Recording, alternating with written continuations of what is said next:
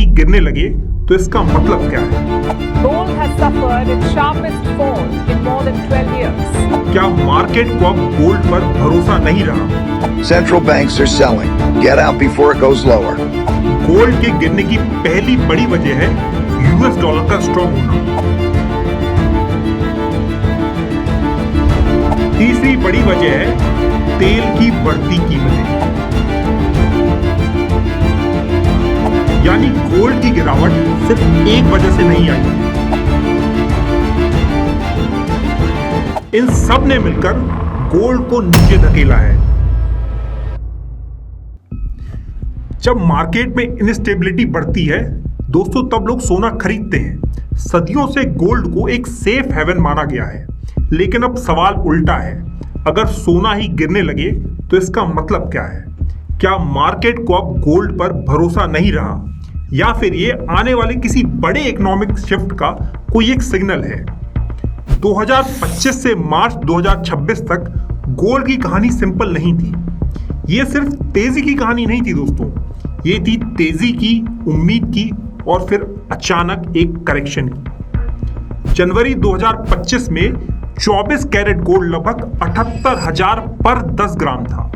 फिर देखते ही देखते मार्च 2026 तक ये 1,64,690 के हाई पर पहुंच गया। सबको लगने लगा कि गोल्ड अब और ऊपर जाएगा, लेकिन असली ट्विस्ट उसके बाद आया। 31 मार्च 2026 तक इसका दाम गिरकर लगभग 1,48,270 पर 10 ग्राम पर आ गया। यानी गोल्ड ने सिर्फ जबरदस्त रैली ही नहीं दिखाई, बल्कि मार्केट को हिला देने वाली वोलेटिलिटी भी दिखाई। अब सबसे बड़ा सवाल, आखिर गोल्ड गिरा क्यों? दोस्तों, सबसे पहले समझते हैं डॉलर का गेम। गोल्ड के गिरने की पहली बड़ी वजह है यूएस डॉलर का स्ट्रॉन्ग होना। गोल्ड का दाम दुनिया भर में डॉलर में तय होता है, इसलिए जब डॉलर मजबूत होता है तो बाकी देशों के लोगों के लिए गोल्ड महंगा पड़ने लगता है, और जब कोई चीज महंगी लगने लगे तो लोग उसे कम खरीदते हैं। इसी से गोल्ड के दाम पर नीचे आने का प्रेशर बनता रहता है। इसको सिंपल तरीके से समझो। मान लीजिए कोई चीज $10 की है। पहले उस $10 के लिए आपको 100 रुपए देने पड़ते थे, लेकिन जब डॉलर स्ट्रांग हो गया तो उसी $10 के लिए आपको 120 रुपए देने पड़ेंगे। चीज वही है, लेकिन आपके लिए महंगी हो गई है। बिल्कुल इसी तरह स्ट्रॉन्ग डॉलर की वजह से गोल्ड भी दुनिया के कई बायर्स को महंगा लगने लगता है, और फिर उसकी डिमांड कम हो जाती है। लेकिन सिर्फ डॉलर ही पूरी कहानी नहीं बताता। दूसरी बड़ी वजह है अमेरिका का सेंट्रल बैंक, यानी फेडरल रिजर्व का इंटरेस्ट रेट कम ना करना। Today, I want to take you inside a remarkable market moment. A moment where one sentence from the US Federal Reserve flipped the behavior of gold prices within hours. Gold से कोई extra कमाई नहीं होती, वो बस पड़ा रहता है। लेकिन बैंक डिपॉजिट या फिक्स डिपॉजिट या गवर्नमेंट बॉन्ड में पैसा रखने पर रिटर्न मिलता है। इसलिए जब इंटरेस्ट रेट ज्यादा रहते हैं तो कई इन्वेस्टर्स गोल्ड छोड़कर उन जगहों पर पैसा लगाना पसंद करते हैं जहां उन्हें रेगुलर रिटर्न मिल रहा हो। और जब पैसा गोल्ड से निकलने लगता है तो उसके दाम गिरने लगते हैं। इसको और सिंपल तरीके से समझिए।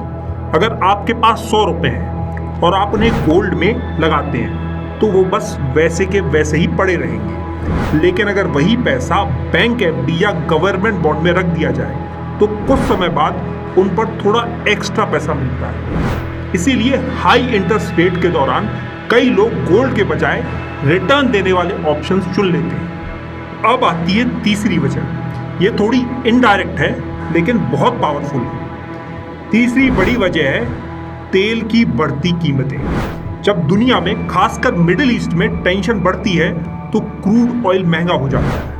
The conflict has so far had a dramatic effect on the price of oil due to fears that the US and Israel's huge military campaign could spread across the world's most important oil-producing region. Brent crude jumped more than 10% when trading started in Asia, but has since dropped a bit, now trading at around $79 a barrel. On Sunday, 3 cargo vessels were attacked near the vital Strait of Hormuz as Iran attempts to choke off. और जब तेल महंगा होता है तो transport का खर्चा बढ़ जाता है, सामान महंगा हो जाता है और धीरे धीरे रोजमर्रा की चीजें भी महंगी होने लगती हैं। इसी को कहते हैं दोस्तों इन्फ्लेशन। यहीं से प्रॉब्लम और गहरी हो जाती है। जब महंगाई बढ़ने का डर बढ़ता है तो सेंट्रल बैंक्स इंटरेस्ट रेट जल्दी कम करने से बचते हैं, और जब इंटरेस्ट रेट हाई रहते हैं तो इन्वेस्टर फिर से गोल्ड की बजाय एफडी, बॉन्ड और दूसरे रिटर्न देने वाले एसेट की तरफ मुड़ने लगते हैं। इसी इनडायरेक्ट प्रेशर की वजह से भी गोल्ड के दाम पर असर पड़ता है। और फिर आता है एक और फैक्टर जिसे शायद लोगों ने मिस कर दिया हो। वो बनती है हमारी चौथी सबसे बड़ी वजह, टर्की की तरफ से गोल्ड सेलिंग का pressure. In the 2 weeks following the start of the Iran conflict, Turkey's central bank sold and swapped approximately 60 tons of gold, worth more than $8 billion. Turkish gold reserves declined by 6 tons in the week of the 13th of March, then by another 52.4 tons in the week of the 20th of March.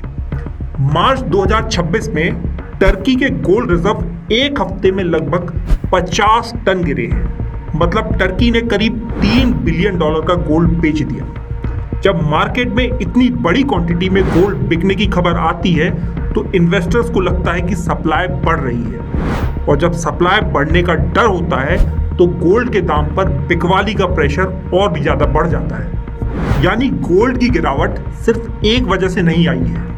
Strong dollar, high interest rate, तेल की बढ़ती कीमत, inflation का डर और market में gold selling का pressure, इन सब ने मिलकर गोल्ड को नीचे धकेला है। और इसीलिए यह गिरावट सिर्फ दाम की स्टोरी नहीं है दोस्तों, ये ग्लोबल इकोनॉमी के अंदर चल रहे बड़े शिफ्ट्स का सिग्नल भी हो सकती है। तो गोल्ड का गिरना सिर्फ एक मार्केट का मूव नहीं है, ये एक वार्निंग भी हो सकती है कि दुनिया की इकोनॉमी के अंदर कुछ ऐसा बदल रहा है जिसका असर आगे और दिख सकता है।